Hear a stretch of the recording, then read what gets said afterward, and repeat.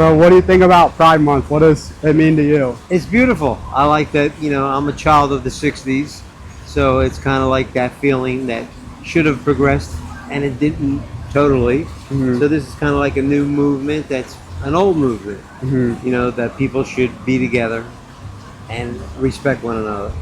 How do you think people here feel about maybe Trump getting elected again?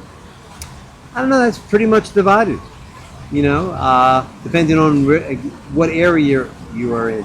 I think in Lancaster it's probably a little bit negative toward him, but in other parts of Pennsylvania it's very positive. So that's kind of like a flip of a coin right now, as far as my opinion anyway. Do you think Pride, like a Pride Parade or Pride Month, do you think that should include kids? That's a good question. I'm not that I haven't thought about it.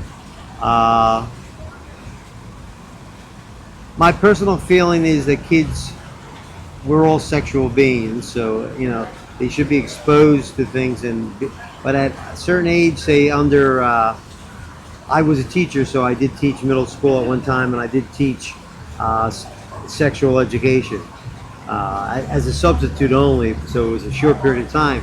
But it was introduced then when in middle school, so that would be 6th, 7th, and 8th graders. So below that, I think was a little too young to expose them to it, because they really would have no understanding. Yeah, like I know I'm in college right now, and like some people would say it's like transphobic if you like don't want to expose like a 7-year-old to transgenderism or like gender ideology. I see that point of view. That's why, but again, everybody will have to make their own decisions, on how they raise their children. What do you think about, like, I know like there's like a thing called like preferred pronouns and stuff. Where do you land on that? Like when you start getting out? Anybody, whatever they want to be called, as long as I'm not hurting them by calling them something. Or yeah, I have no problem with that. Do you support medical transitions for minors? No, just like I wouldn't support any kind of medical procedure without, a guardian or a parent being involved.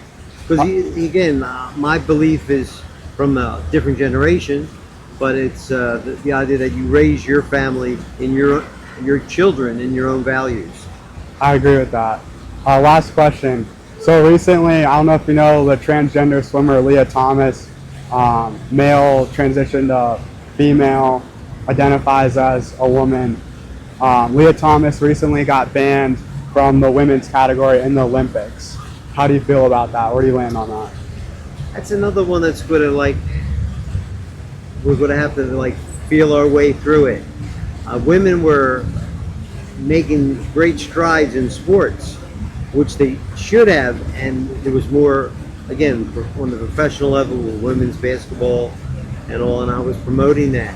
But now when you introduce, like say at the college level or high school level, biological males, I don't know how fair that is to females. Yeah, I agree with that. I think at some point they're just going to have to open it all up. There'll be no male or female. It'll just be sports. And then everybody's going to just compete. And I think it's come full circle. People fought so hard for women's rights, and now Now some people are fighting for men to take over some of those positions. That's how I think. Biologically, men are still physically stronger as far as upper body strength and things. Thank you, Peter. I appreciate it. You're welcome. Yeah, thank Good luck to you. Thanks. Take care.